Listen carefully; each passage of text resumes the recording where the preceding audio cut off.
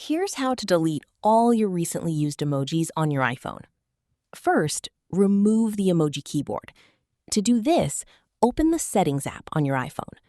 Scroll down a little and tap General. Then, scroll down again, find Keyboard and tap on it. Next, tap Keyboards at the top. You'll see the emoji keyboard in the list. Simply swipe left on it and tap Delete. After that, tap Add New Keyboard.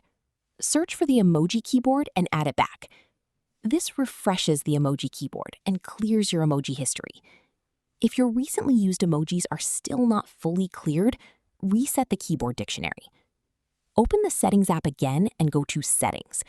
Scroll all the way down and tap Transfer or Reset iPhone. Then tap Reset. You'll see a few options. Tap Reset Keyboard Dictionary. If asked, enter your iPhone passcode and complete the reset process. Once the reset is finished, open any app where you can type and bring up the keyboard. Then tap the emoji icon.